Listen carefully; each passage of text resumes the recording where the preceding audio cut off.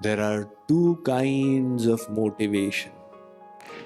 One is external motivation, and the other is internal motivation. What is external motivation? You need something from the outside to motivate you.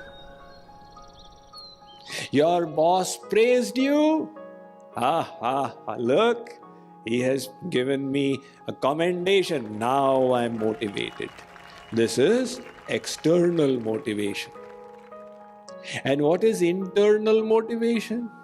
The source of your inspiration is internal. You bring the right thoughts, the right emotions, the right knowledge, and motivate yourself. Do you see the distinction? To be externally motivated, to be internally motivated. Externally motivated means the key of your energy level is in the hands of others. Because if your boss is the source of your motivation, then the boss will also become the source of your demotivation. Next time he scolds you and censures you, you will say, my boss scolded me. I have no interest left. So to be externally motivated is immature. When we were little children, we were externally motivated.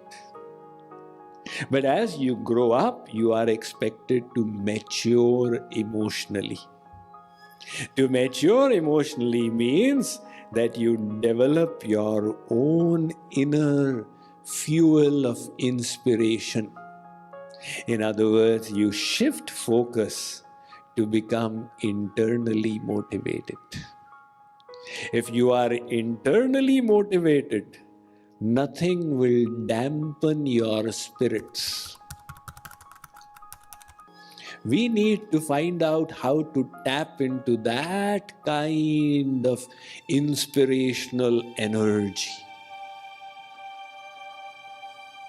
So how do you tap into it? One obvious answer is to get a strong reason to do something. If you have a strong reason, you will become inspired. One salesman, he went to Nevada in the countryside to sell something, and he rested at night in a wayside inn. Next morning when he got up, he found that the roads were all snow-laden.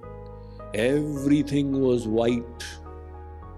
He asked the innkeeper, I am a salesman and I sell my goods.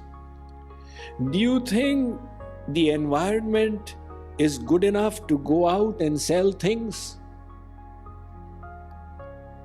The innkeeper said, Sir, that depends on whether as a salesman you are working on salary or on commission.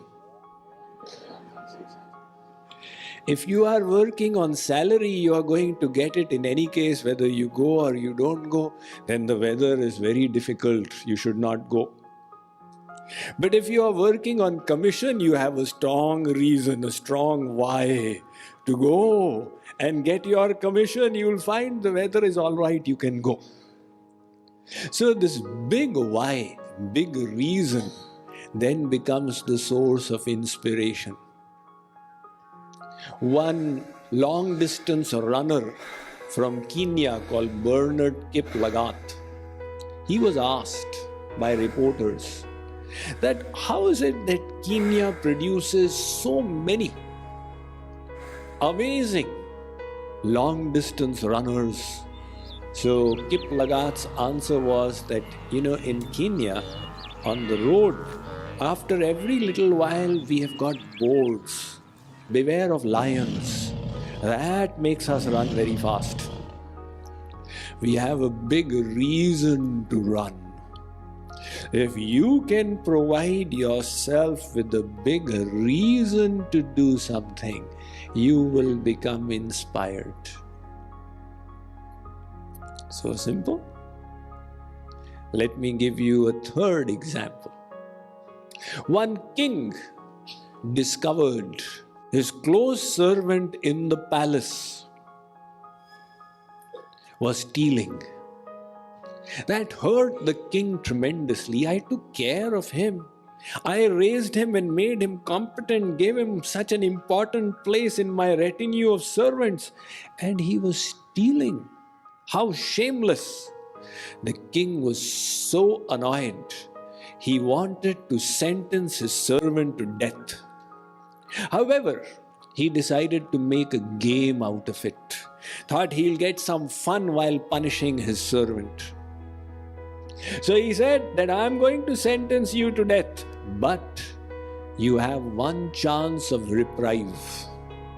We will have a duel. In the olden days, they used to have the duel. They'd put on the armor and fight with swords.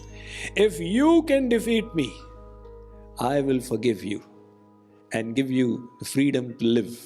And if not, you'll die at my hands.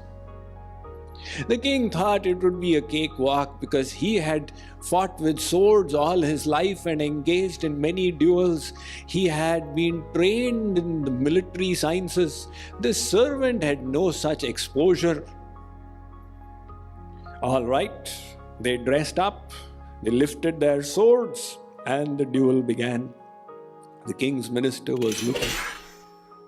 On this very day, the servant was fighting with surprising zeal. Somehow he was finding out the ways to block the king's sword and jabbing with such astonishing speed and ingenuity that the king was getting surprised. The duel continued, and slowly, the king started losing and the servant started gaining the upper hand. Until the king realized that he was going to lose. So then he used his kingly power to say, "Stop! All right, I forgive you. You are a free man. Go. But don't come again in front of my eyes." Later on, the king asked the minister, "My dear minister, how come this servant, untrained and unexperienced in military warfare, gained the upper hand in front of me?" The minister said, "O king, I doubted it from the very beginning. You had no reason to fight. For you, it was a sport. That servant had a big why. He was fighting for his life. That's why he tapped into unknown potentials and energy sources within himself. That means that if you wish to motivate and fuel yourself in life, you have to give a big reason for this. What is the reason?